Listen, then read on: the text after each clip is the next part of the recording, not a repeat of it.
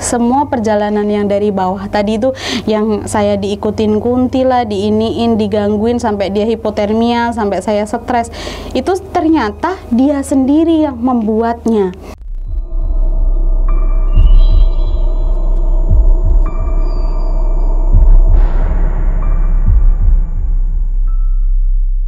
Kami dari Jejak Backpacker mengucapkan selamat menjalankan ibadah puasa 1443 Hijriah.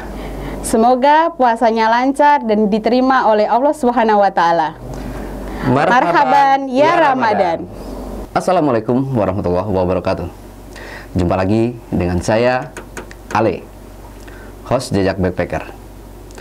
Dalam obrolan misteri Jejak Backpacker kali ini, saya menghadirkan seorang narasumber yang pernah mengalami kejadian mistis di Gunung Semeru pada tahun 2019 lalu. Tapi sebelum narasumber kita hadirkan di tengah-tengah kita, jangan lupa untuk selalu support channel Jejak Backpacker. Subscribe, like, komen, dan share video-video YouTube Jejak Backpacker.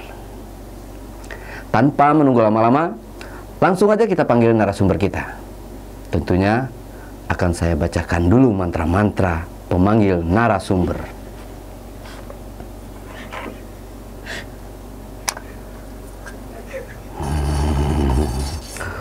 Dengan kekuatan datang bulan, narasumber kesayangan, datanglah. Tunggu.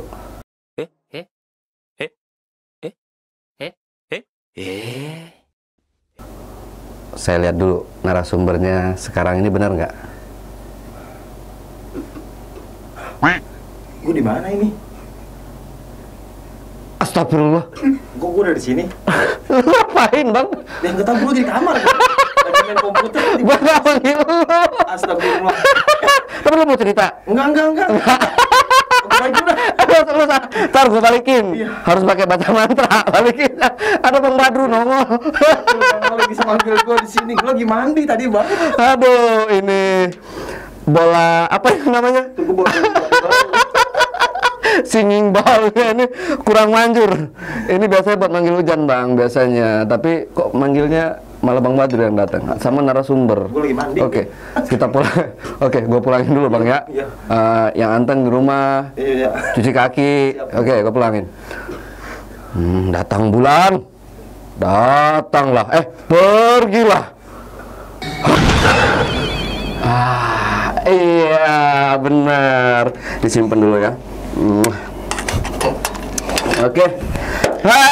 Ini dia narasumber kita. Ketemu lagi Bang Ale. Iya, kan Bang Badru itu sahabat saya udah lama ya. Oh, ada tadi sebelum saya? Iya. Jadi saya manggil malah beliau yang datang. Salah mantra. Salah mantra. Betul. Mantranya sih bener sih, mantra datang bulan kalau saya ini. Tapi yang datang ya orang lain ya gitu. Ya, nggak Setiap datang saya bulan. podcast itu salah manggil manggil. Entah apalah. Kurang berlatih. Kayaknya saya harus belajar cara belajar indigo, Iya. atau baca tarot gitu. Iya, betul. Oke, Kak Lili, terima Ya. kasih Kak Lili udah hadir lagi. Sama-sama.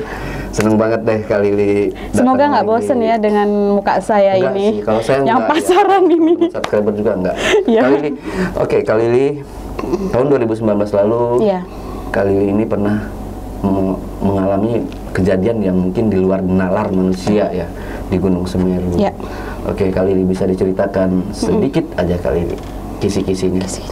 Ya, itu tahun 2019 ada pendakian ke Rinjani. Pendakian ke Semeru. Ada kejadian aneh sih, karena biasanya kan setiap kali kita naik gunung kan pasti ada kejadian-kejadian mistis gitu kan ya, yang ya semua orang kayaknya saya pikir pernah mengalaminya. Tapi ini menurut saya sih nggak biasa. Kenapa dibilang nggak biasa? Karena biasanya hanya pas-pasan ketemu seperti itu, tapi ini dia ngikutin terus. Oke. Dari bawah. Simpan dulu ceritanya Kak. Kita lanjut lagi setelah ini. Tapi sebelum Kak Acoy Lili menceritakan ceritanya lebih lanjut lagi, saksikan setelah OMG yang satu ini. Halo Jepekers, kali ini saya berada di toko outdoor yang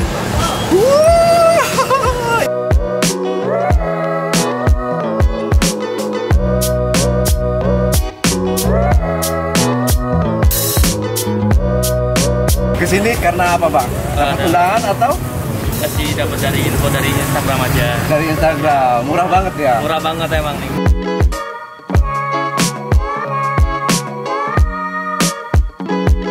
Oke teman-teman, itu aja kunjungan saya di Baper Store yang ada di Jalan Howitzer, Sumber Batu, Jakarta Pusat.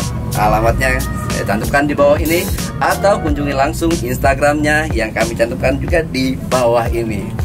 Dan jangan lupa teman-teman ikuti undian grand prize satu buah motor Yamaha yang akan dibagikan kepada satu orang pemenang pastinya. Semoga beruntung. Sampai jumpa.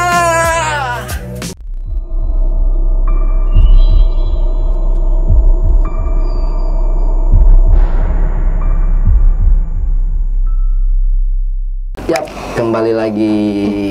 Iya Bang Yang Ale. lewat, kita kembali lagi kali ini. Iya, Tadi banyak betul. gangguan ya, sebenarnya bukan gangguan, selingan. Iya selingan, iklan kan? Iklan, betul.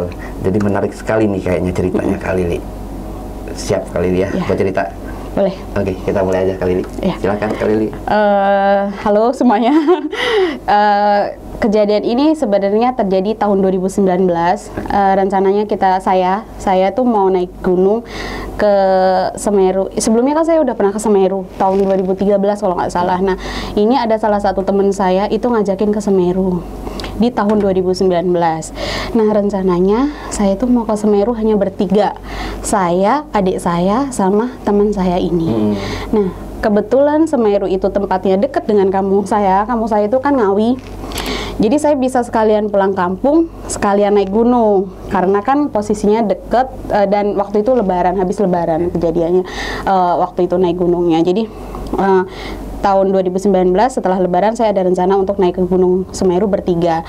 Tapi saya pikir-pikir saya kasihan nih sama teman saya. Teman saya kan rumahnya Depok. Dia sendirian dari Depok. Jadi saya berinisiatif untuk mencarikan teman untuk dia. Supaya dia ada teman barengan lah ceritanya dari Depok gitu. Terus saya itu kalau naik gunung nggak pernah open trip Bang, maksudnya nggak pernah bikin acara gitu, tapi kayak dari mulut ke mulut aja lah gitu. Nah saya bilang siapa nih yang mau ikut ke Semeru habis lebaran gitu kan. Di luar dugaan saya ternyata yang mau ikut tuh banyak banget. Banyaknya itu nggak cuman dari Depok. Niatnya saya cuman mau mencarikan teman saya ini temen jalan supaya nggak sendirian di jalan di kereta gitu. Malah nggak nyangka yang banyak tuh yang ikut tuh banyak banget. Jadi ada kurang lebih 20 orang. Dan itu tuh nggak cuman dari Depok, dari Boyolali, dari Depok, dari Jakarta, dari kampung saya sendiri. Jadi totalnya tuh kurang lebih 20 orang. Rame. Nah, waktu itu saya masih ada kerjaan, maksudnya saya kerja gitu, kerjanya nggak ada di Jakarta, kerjanya kebetulan ada kerjaan di luar kota lah gitu kan. Jadi 3 bulan sebelum acara itu saya sudah bikin grup. Di grup itu saya tujukan untuk semua anggota, nanya ke semua anggota kira-kira ini ada nggak yang nggak punya jaket, nggak punya SB, nggak punya tenda, pokoknya intinya untuk memenuhi perlengkapan lah, biar tidak terjadi apapun di pendakian ini. Karena kan Semeru itu termasuk kayak gunung yang lumayan lah ya, apalagi kalau buat pemula. Karena kebetulan saat itu banyak banget pemula, bener-bener pemula yang tidak pernah naik gunung sama sekali gitu. Jadi saya buat grup 3 bulan sebelumnya.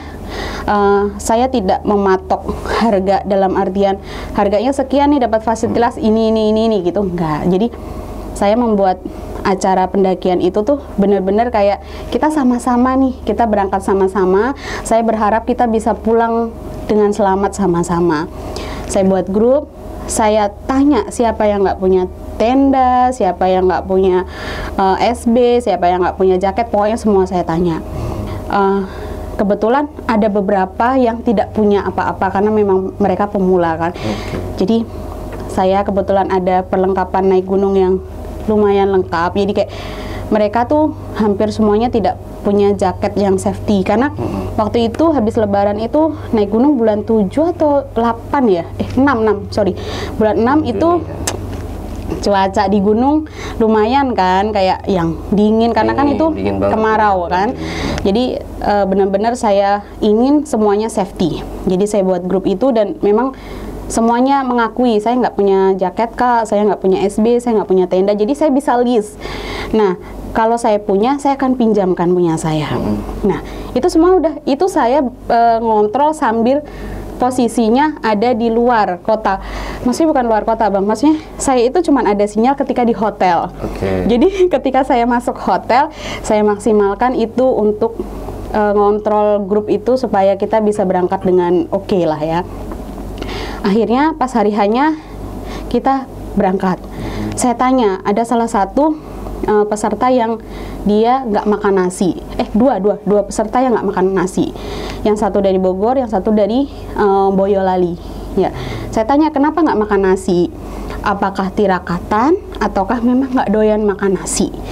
Yang dari Bogor memang nggak doyan makan nasi. Oke lah, berarti kan dia punya alternatif. Betul. Ya kan? Nih, yang satu lagi katanya alasannya cuma nggak makan nasi aja, tapi nggak mau menyebutkan kenapa dia nggak makan nasi.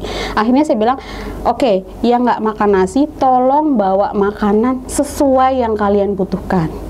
Entah itu singkong, entah itu ubi, entah itu roti, pokoknya tolong bawa. Kalau roti kita sediakan, gitu. Karena kan saya waktu itu bikin rincian jujur nih ya, bukan rincian open trip nih ya. Jadi kayak harga kendaraan, harga logistik apa segala macam gitu. Terus pas hari hanya ada dua grup. Yang satu berangkat dari Jakarta, itu keretaan langsung ke Malang. Yang satu lagi itu mepo di rumah saya. Itu yang dari Boyolali, yang dari kampung daerah sekitaran saya, yang dari Ngawi, itu semuanya meponya di kampung saya. Nah, pas hari itu semuanya sudah ready, kita udah belanja, udah semua perlengkapan sudah terpenuhi. Pas yang dari Jakarta sudah saya kontrol, oke, kita berangkat, mereka lancar. Yang di rumah saya itu ternyata ada salah satu anak yang dia itu tidak punya apa-apa. Jadi dia itu nggak punya jaket, nggak punya apa, dia hanya bawa hoodie. Hanya bawa hoodie. Terus saya bilang, emang yakin sanggup dengan pakai hoodie ini aja ke Semeru gitu kan? Yakin kok Kak, kita kuat gitu kan? Oke, saya akan, maksudnya saya percaya gitu. Walaupun saya sendiri, saya pasti akan bawa lebih dari satu jaket buat cadangan kalau basah atau apa gitu. Dia tetap kayak, enggak kok Kak, saya yakin aku bisa gitu kan. Oke, kita berangkat nih Bang. Akhirnya kan kita ketemu di stasiun Lombok, karena yang kebetulan ada kendaraan dari rumah saya jemput peserta yang dari Jakarta itu di stasiun Lombok, stasiun Malang. Di stasiun Malang. Malam itu sebenarnya ada satu kejadian lagi. Jadi dalam artian ada kisruh, ada pertengkaran di dalam kereta. Di dalam kereta itu ada pertengkaran antara dua teman kita yang dari Depok. Ya, biasalah pertengkaran, perselisihan antar pertemanan. Jadi kayak ada yang WhatsApp saya, Kak, gue nyampe stasiun nanti mau langsung cari kereta lagi balik ke Depok katanya gitu. Terus gue tanya, kenapa gitu? Pokoknya diceritain bla bla bla bla, ada permasalahan lah intinya gitu kan. Nah, panik dong saya, maksudnya dalam arti kenapa harus maksudnya kalian kan udah jauh-jauh nih dari Depok ke Malang, kenapa harus langsung balik lagi ke Malang gitu kan? Langsung balik lagi ke Depok. Terus nyampe stasiun, saya jemput mereka ternyata masih bertengkar tuh, yang dua teman saya ini, yang dari Depok itu masih bertengkar. Perselisihan, saya mohon Bang Ali paham perselisihan, pokoknya mereka ada perselisihan, nggak selesai sampai saya bawa ke homestay tempat jeep. Nah, di tempat jeep itu mereka masih bertengkar. Bertengkarnya itu yang fighting, bener-bener cowok sama cowok fighting. Mereka lebih tinggi daripada saya. Saya berusaha untuk misahin. Bang Ale kebayangkan saya yang kecil ini misahin dua cowok yang tinggi-tinggi. Udah hampir kena dorong juga sama mereka. Terus akhirnya alhamdulillah bisa terselesaikan. Itu problem kita yang pertama. Terus akhirnya saya naik. Di bawah itu sudah saya briefing untuk semua teman-teman. Saya briefingnya adalah kita agak telat untuk mulai trekking. Jadi saya usahakan tolong pas trekking jangan terlalu banyak foto, karena itu akan banyak membuang waktu. Karena kita harus punya target kan Bang, kita kan setiap kali naik gunung kan harus punya target ya Bang ya, target waktu gitu loh. Jadi harus punya manajemen waktunya. Kita kalau bisa nyampe pos 3 sebelum maghrib, ya kan? Saya udah briefing kayak gitu. Dan kita boleh jalan duluan, yang mau jalan, tapi setiap pos tolong jagain temennya. Karena waktu itu saya benar-benar ngontrol itu tim sendiri. Karena itu sebenarnya bukan open trip, jadi kayak saya bawa pasukan aja gitu. Dan kebetulan pasukannya itu Serkos lah ya. Serkos. Pasukannya itu banyak yang baru belum pernah naik gunung sama sekali. Dan mereka alhamdulillahnya itu nurut. Di Semeru itu ada 2 jembatan. Jembatan pertama dan jembatan kedua. Nah, di jembatan saya udah bilang pokoknya sama anak-anak, tolong jangan terlalu banyak foto untuk saat ini. Nanti pas turun aja kita kalau mau foto-foto ya udah terserah. Karena kita kejar waktu supaya nggak kemalaman. Di pos 3 kejadian aneh sudah mulai terjadi. Bukan sebelum pos 3 sih sebenarnya, di jembatan yang kedua. Di Semeru itu kan ada 2 jembatan ya Bang, jembatan pertama sama jembatan kedua. Mungkin kalau Bang Li sudah pernah ke sana.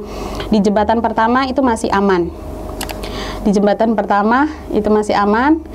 Di jembatan kedua sudah mulai aneh.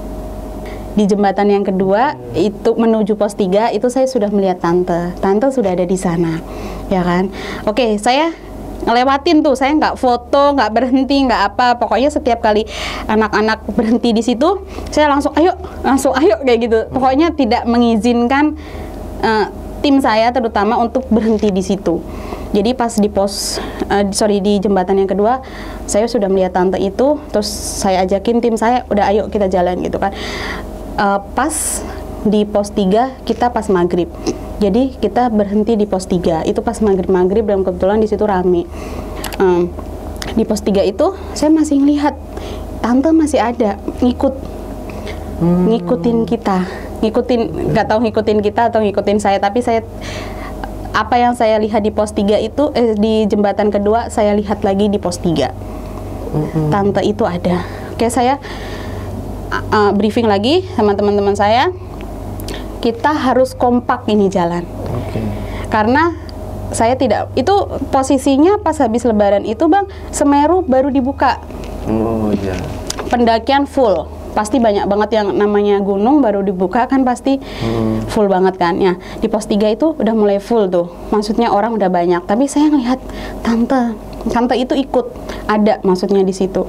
Nah, dari bawah sampai Ranukumbolo itu kan trekking terberat itu sebenarnya dari pos 3 ke atas yang agak mulai berat gitu. Nah, anehnya kita dari pos 3 sampai pos 4 itu kita enteng banget Bang. Jalan itu seperti nggak ada beban. Kita tuh beriringan, maksudnya baris dari depan ke belakang itu beriringan, itu enteng banget, kayak nggak ada Kak, istirahat dong Kak, capek dong atau apa, nggak ada sama sekali. Itu benar-benar kayak di luar dugaan, maksudnya kayak di luar target kita. Kita kan harusnya tanpa istirahat kan dari bawah ke atas itu kan 5 sampai 6 jam Bang. Kita itu cuma 4 jam. Itu pun ditambah istirahat di pos 3. Kita bisa sampai Ranukumbolo. Nah, tapi saya masih aneh. Itu tante masih ikut aja, masih ada gitu, maksudnya masih ngikutin. Nah, kan saya ada beberapa orang nih kan, dari 20 orang kan pasti ada yang jalannya jago, ada yang ngacir, ada yang lelet kayak saya. Nah, kebetulan ada tim ngacir nih. Tim ngacir itu mereka duluan. Saya bilang kalau udah sampai sana kita lihat, kalau dari pos 4 itu camping groundnya itu udah kelihatan. Kalau di Tanjakan Cinta full, kita ngalah sebelah sini. Jadi sebelum Tanjakan Cinta kan ada campground. Nah, sebelumnya lagi ada campground lagi nih Bang, yang pas turunan. Nah, itu ternyata dari atas tuh udah kelihatan. Di Tanjakan Cinta itu full, maksudnya nggak full tapi kayak penuh lah gitu. Makanya saya teriakin. Saya dari atas tuh udah teriak-teriak, kita camp di sini aja, kita camp di sini aja. Aduh, saya merinding tiba-tiba. Kita camp di sini aja gitu kan. Oh, oke Kak gitu. Tolong teriakin yang paling depan, kita camp di sini aja gitu. Terus pas saya teriak kayak gitu, saya malah dapat kabar, Kak, ada yang hipo. Oh, di bawah itu. Di bawah itu. Di bawah itu ada yang hipo. Saya turun dong lari. Siapa? Tim kita kan nggak tahu itu yang dari Boyolali katanya gitu. Siapa yang dari Boyolali gitu kan? Terus ada 3 atau 4 anak yang dari Boyolali itu. Nah, ternyata ada yang hipotermia 1.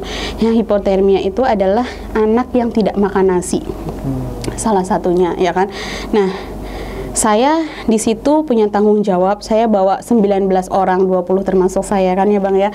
Saya nggak bisa fokus ngurusin yang hipotermia aja karena saya harus ngurusin 18 anak yang lain, 18 teman-teman yang lainnya. Jadi kebetulan alhamdulillah saat itu ada 2 tim kesehatan. Maksudnya bukan tim kesehatan sih. Rombongan saya itu ada orang dari kesehatan. Perawat lah. Gitu. Perawat, 1 dokter, 1 perawat gitu. Okay. Kebetulan alhamdulillahnya. Jadi mereka ada yang ngangkat, bantuin ngangkat. Jadi saya ngatur waktu itu benar-benar teriak-teriak. Sebagian diriin tenda, sebagian cari air, sebagian ngurusin ini. Dan saya fokus masak nasi, ya kan? Karena kan kita semua kelaparan nih, malam-malam kan nggak ada, cuman snack-snack aja, tapi nggak ada makanan berat. Jadi walaupun ada yang hipotermia, saya tetap harus mikirin 18 orang yang lainnya ini kan, gimana supaya kesehatan kita tetap terjaga gitu kan. Nah, jadinya ada yang diriin tenda 1, dimasukin lah itu yang hipotermia ke dalam, ya kan? Semuanya panik, karena kan kayak itu awal Semeru dibuka. Jadi kalau sampai terjadi sesuatu di saat awal pembukaan, pasti akan ditutup. Saya yakin banget pasti Semeru akan ditutup saat itu kalau memang ada kejadian. Nah, mereka ada yang diriin tenda, ada yang ngurusin yang hipotermia itu. Kebetulan yang dokter itu ngurusin hipotermia dan saya fokus masak. Ternyata setelah saya tahu, setelah kita pulang nih, mereka yang ngurusin hipotermia itu bilang, kok Kak Lili cuek banget sih, kan udah ada orang yang mau mati, kok cuek aja. Mereka mikirnya begitu, padahal saya kan, maksud saya nih ya, saya tidak bisa hanya mikirin 1 orang aja. Ketika 1 orang hipotermia sudah ada yang ngurus, saya harus mikirin yang lainnya, gimana cara makan, apa segala macam. Padahal di saat itu benar-benar pikiran saya kacau banget, dalam arti saya berangkat bawa orang nih, kalau pulang saya tinggal bawa nama, tanggung jawab saya udah stres di situ. Sebenarnya sudah stres, saya pikiran saya kayak, aduh mati ini anak orang, mampus deh ini anak orang, pokoknya udah kacau lah. Terus kayak, gimana sih Bang kalau kita bawa tim terus tiba-tiba ada yang hipotermia, pasti pikiran kacau banget kan? Udah kacau banget. Kacau banget. Saya juga kacau antara fokus masak, fokus ngurus anak-anak maksudnya supaya bisa diriin tenda, terus fokus ngurus ini. Akhirnya saya rebus air, saya kasih ke itu, dan di dalam tenda sudah ada yang teriak, Kak sudah sadar. Kayak alhamdulillah gitu kan, sudah sadar. Nah, kita diriin tenda semuanya. Nah, ada kejadian lucu sekaligus menyeramkan. Kan saya bilang tenda kita banyak, karena kan saya kalau naik gunung tuh semuanya saya safety-in, kayak makanan, tenda segala macam. Nah, pas saat itu tuh pas bulan purnama. Pas bulan purnama, otomatis dinginnya lebih parah daripada nggak bulan purnama. Saya nggak tahu sih ini beneran atau mitos atau apa, tapi yang saya rasakan begitu.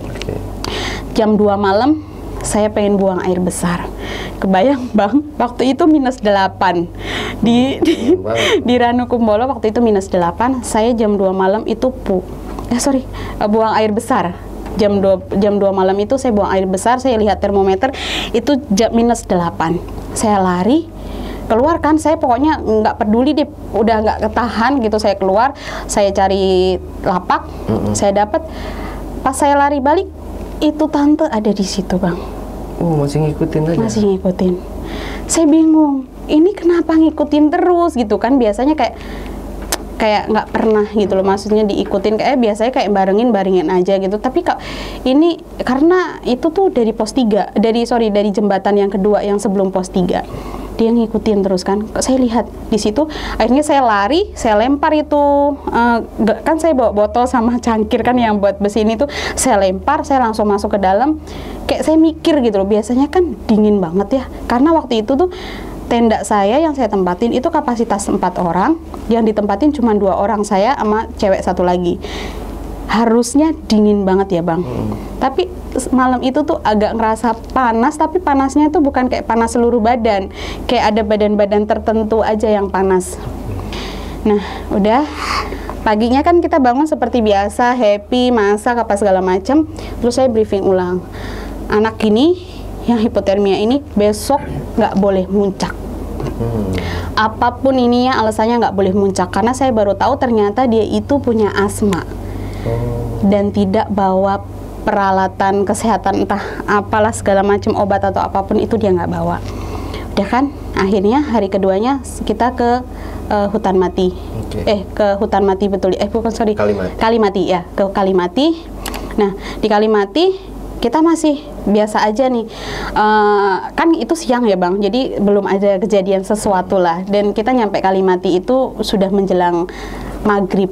Nah, maghrib saya briefing anak-anak, saya datengin ke tenda satu-satunya, maksudnya ke tenda satu persatu, bahwa besok kalian bangun jam sekian, kalian makan dulu, saya buatin bubur waktu itu malam itu, karena saya bener-bener kayak trauma gitu kan, karena ada yang hipotermia itu, jadi jangan sampai ada kejadian apapun. Saya datengin itu anak, lu gak boleh ikutan naik gitu kan. Dia anaknya kan agak-agak suka cheating gitulah, nyolong-nyolong, nanti saya ngelak dia meleng, dia trekking gitu kan Bang. Terus saya minta salah satu saudaranya dia, sebenarnya dia tuh datang sama sepupunya dia itu teman saya. Terus itu jadi teman saya itu punya sepupu dia ini yang hipotermia ini. Saya bilang, lu mendingan gak usah naik, lu temenin sepupu lo ini supaya nggak nyolong-nyolong naik, aku tak nemenin yang lain. Saya briefing malam itu, oke gitu kan. Akhirnya walaupun saya tahu ini anak pengen naik banget, kita mulai trekking biasa. Kalau mau summit jam 2-an gitu, saya briefing dulu, anak-anak saya suruh makan dulu, saya naik. Yang duluan ya udah biarin duluan gitu kan.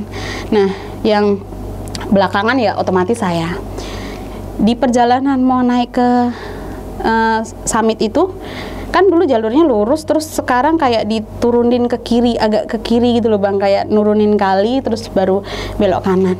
Di situ saya ngelihat sesuatu, ketemu sesuatu lagi, bentuknya itu hitam. Beda lagi nih, bukan beda si Mbak Kun ini. Bukan, kayak genderuwo gitu loh, macamnya kayak gede gitu kan, tapi berbulu gitu. Nah, ya udah saya tetap santai aja lah, maksudnya dibilang takut, dibilang panik, kayak mikir aja ada apa kok dari bawah kok gue kayak berasa diikutin gitu, kayak ada salah apa nih gue gitu kan. Ya udah saya trekking. Nah, di Arkopodo itu saya sempat berhenti. Nah, di situ saya kayak denger musik semacam, aduh saya merinding nih, semacam kayak gamelan gitu di Arkopodo, tapi kayak bukan kayak apa sih, jangan-jangan ini saya halusinasi gitu loh, kayak maksudnya kayak cuman pikiran saya aja gitu kan. Itu di situ sebenarnya saya sudah nggak kuat, dalam artian nggak kuatnya itu sudah nafas itu kayak sudah ngap gitu loh Bang, ya kan, kayak ya udahlah, tapi saya harus anterin ini teman-teman saya, sampai kayak ada tanggung jawab lah untuk nganterin teman-teman saya. Nah, akhirnya saya maksain jalan, walaupun setelah Arkopodo itu kan jalanannya agak pasirnya agak menurut saya agak serem sih, jadi kanan kiri gitu kayak jurang gitu kan. Nah, saya tetap naik, batas vegetasi saya naik, terus saya bilang ke salah satu teman saya yang nemenin saya, kalau nanti sampai batas vegetasi, kalau lo mau duluan aja, aku tak sendirian gitu kan. Artinya kan itu kalau udah di batas vegetasi kan semuanya kelihatan nih ya. Jadi kayak saya nggak terlalu yang, kalau di bawah kan masih kayak nikung nggak kelihatan, nikung udah nggak kelihatan. Kalau di batas vegetasi kan udah kelihatan semua ya Bang ya.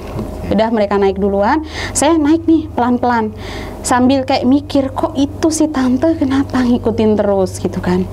Nah, pas saya udah di atasnya batas vegetasi, ada perempuan sama laki-laki berantem, bukan berantem sih, kayak mereka itu yang cowok pengen naik, yang ceweknya nggak kuat. Jadi kayak mereka berdebat gitu kan. Terus saya bilang, udah deh Bang, kalau lu mau, saya berhentiin tuh mereka. Sakit ya? Maksudnya saya tanya kenapa kok turun itu, apa sakit atau kenapa? Katanya pusing dan segala macam. Akhirnya saya kasih obat perempuannya, terus cowoknya saya bilang, Bang, kalau lu mau naik, ya udah lu naik aja. Cewekmu biar turun sama aku. Aku bilang gitu kan. Akhirnya cowoknya naik ke atas, ceweknya turun nih sama saya. Nah, pas di Arkopodo lagi, itu saya ketemu lagi sama genderuwo itu lagi yang hitam itu. Nah, itu tuh si ininya tuh udah, mungkin si cewek ini mungkin kerasa kali yang turun bareng saya itu. Terus saya tanyakan, kan kita sepanjang turun itu kan saya lari, saya kan kalau turun itu lebih jago lah Bang intinya daripada naik. Jadi saya turun itu agak lari. Nah, itu cewek mungkin agak keteteran ngejar saya. Terus saya bilang, kamu baik-baik aja? Enggak kok kak, oke. Masih pusing nggak? Kalau pusing ayo istirahat dulu. Enggak kak, dia tuh sambil megangin saya gitu, kayak ketakutan. Kenapa? Gitu. Enggak kak, ayo kak, jalan kak, katanya gitu. Karena saya tahu nih, ngikut yang sosok hitam ini, ngikut sampai di kali yang turunan itu yang pertama kali saya ketemu sama sosok ini. Nah, nih cewek turun kan bareng saya ajakin lari, nggak tahu kayaknya dia ini keteteran nyusul saya kan, turun bareng saya, terus akhirnya kita pisah kan di tempat dia camp, terus kak makasih ya pas segala macam. Saya turun, saya baik-baik aja waktu itu, saya nggak cerita apapun. Teman-teman saya dari atas turun, akhirnya saya ajakin turun camp di Tanjakan Cinta yang hari keduanya, malam ketiganya. Nah di malam ketiganya ini kita kan diriin tenda. Nah tenda saya ini kebetulan ditempatin sama anak yang hipotermia itu. Terus pas saya masuk, kan saya orangnya kan nggak pernah diem di satu tenda ya, pasti menclok cerita sana cerita sini. Terus saya masuk ke tenda itu, baunya aneh, kayak bau dupa. Bau dupa di tenda saya. Terus saya tanya, ini bau apaan? Saya bilang gitu kan. Enggak kok kak, ini nggak bau apa-apa gitu kan. Coba tolong ngomong ini bau apaan? Aku bilang gitu kan. Tadi kak si ini nyalain dupa. Kayak anjing, kayak astaga, pantes kita itu diikutin dari bawah, karena ternyata tuh kayak ada, saya nggak tahu mungkin dia niat-niat tertentu sehingga dia bawa dupa itu, gitu kan. Terus saya marahin kan, pantes kamu itu diganggu terus, saya bilang, karena kamu membawa sesuatu yang memancing mereka untuk ngikutin kamu, untuk datang gitu kan. Ya kak maaf, tapi dia bawa Al-Quran, tapi Al-Qurannya nggak dibawa. Jadi kayak mohon maaf mungkin ngecek kekuatan kali ya, karena kebetulan anak ini adalah pelaku kesenian reog. Jadi masih menggunakan hal-hal kayak gitu kan bang, maksudnya kayak menggunakan kekuatan lain untuk atau apalah, saya kurang paham mungkin di dalam, nanti saya takutnya salah ngomong kan. Ya, jadi dia pelaku seni, terus udah gitu dia bawa dupa itu. Saya tanya untuk apa? Enggak kak, enggak kenapa-kenapa. Terus saya tanya, kamu itu sebenarnya nggak makan nasi, memang nggak doyan nasi atau lagi apa? Enggak kak, aku lagi tirakatan. Jadi kayak semua perjalanan yang dari bawah tadi itu, yang saya diikutin Kunti lah, diiniin, digangguin sampai dia hipotermia, sampai saya stres, itu ternyata dia sendiri yang membuatnya, dia sendiri yang menantang kayak kekebalan, kekuatan dirinya sendiri, gitu kan. Jadi kayak itu tuh apa yang saya alami selama di Semeru itu terjawab ketika malam itu saya mencium bau dupa itu. Jadi ya udah, saya kan maksudnya saya kasih tahu lah, maksudnya dalam artian boleh kita mau ngecek kekuatan kita, tapi kita harus tahu tempatnya, karena resikonya kan besar nih bang. Kalau memang beneran anak itu mohon maaf saat itu lewat nih misalnya, saya yakin banget Semeru langsung tutup bang, padahal itu baru buka. Baru buka banget. Jadi saya kan maksudnya bawa nama pulang itu lebih berat loh daripada bawa orang aja gitu, karena kan sepupunya dia juga bilang kalau ini anak memang dablek, kasarnya gitu, dablek, nggak mau diatur. Padahal saya udah tanya dari awal, siapa yang nggak punya SB, siapa yang nggak punya jaket, semuanya saya pinjemin gitu. Ya udah, akhirnya perjalanannya sampai situ, dia mau mengerti, tapi setelah tahu nih seperti itu, yang tadi tante itu beneran sudah nggak ada sama sekali, nggak ada ngikutin kita, nggak ngikutin kita lagi sama sekali. Sampai kita pulang ke bawah, kita happy, kita pergi ke Bromo, pulang ke rumah masing-masing dengan selamat, nggak ada meninggalkan problem apapun. Nggak serem ya? Oke, Kak. Tapi ini yang jadi dari cerita Kak Lili ini tadi kan Kuntinya itu cuma ngikutin, nongol di sini, nongol di sini. Nah, dia itu posisinya di atas atau di bawah? Di atas. Pohon. Nggak ada pohon, jadi di atas saja. Kadang-kala melayang. Iya, kadang-kala di atas tenda gitu. Yang waktu yang terakhir kali yang saya lagi buang air dam 2 itu di atas pohon warnanya ungu itu apa sih yang kata anak-anak lavender itu? Ya. Gitu. Kan itu kan ada ilalang-ilalang tinggi dia di situ. Jadi kayak ya udah saya sekilas langsung buang ini lari ke dalam tenda karena waktu itu dingin kan waktu di luarnya. Tapi pas saya masuk ke dalam itu panas. Badan saya tuh panas. Jadi tapi panasnya tuh bukan panas semua gitu ya, kayak ada di sini panas, tapi kaki tuh tetap dingin. Gitu. Jadi sebenarnya sih nggak ganggu, menurut saya tuh nggak ganggu, tapi kok aneh, kenapa ngikutin dari bawah?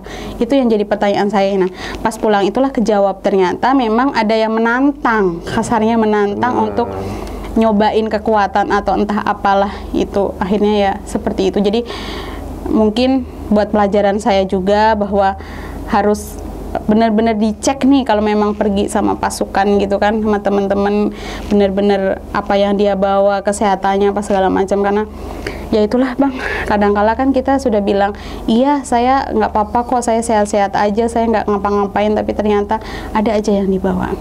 Ya, benar. Salah satu yang jaket tadi itu. Kalau saya pribadi ya, mau bawa jaket, ini nggak usah ikut deh. Gitu.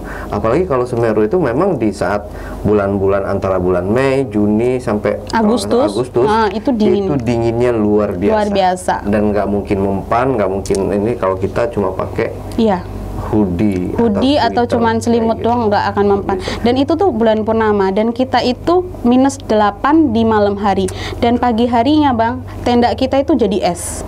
Tenda kita itu benar-benar es, semuanya jadi es. Menggigil. Itu menggigil banget dan itu memang mungkin faktor utamanya karena dia juga nggak makan nasi. Faktor keduanya mungkin dia lagi menguji kekuatan diri, tapi membahayakan semua orang, terutama diri sendiri gitu loh.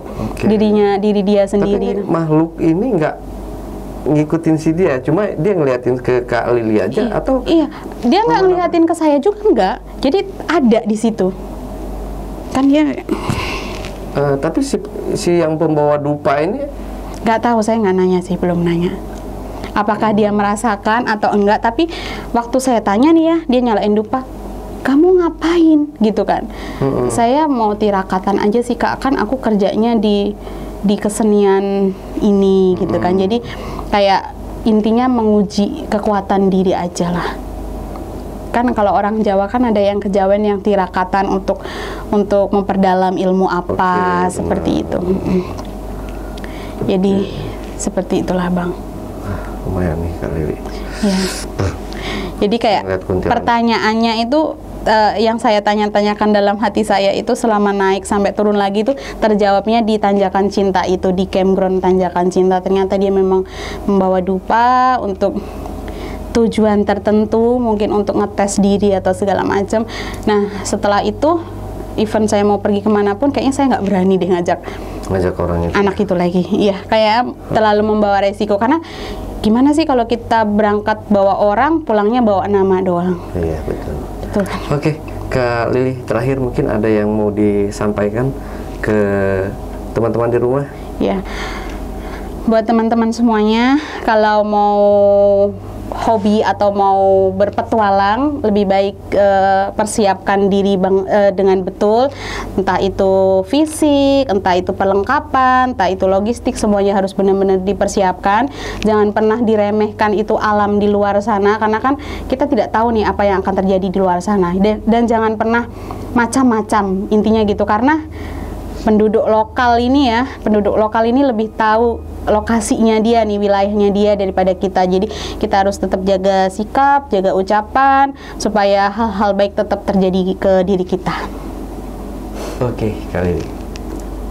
Nah, JPackers, itulah tadi obrolan misteri jejak backpacker bersama narasumber kita, Kak Ajoy Lili. Jangan lupa untuk selalu support channel Jejak Backpacker. Subscribe, like, komen, dan share sebanyak-banyaknya video-video YouTube Jejak Backpacker. Wassalamualaikum warahmatullahi wabarakatuh. Kali ini terima kasih. Thank you, Bang. Sekarang. Oke. Ya. Terima kasih banyak. Sama-sama. Semoga nggak bosen ya. Amin. Semoga aja. Sampai jumpa.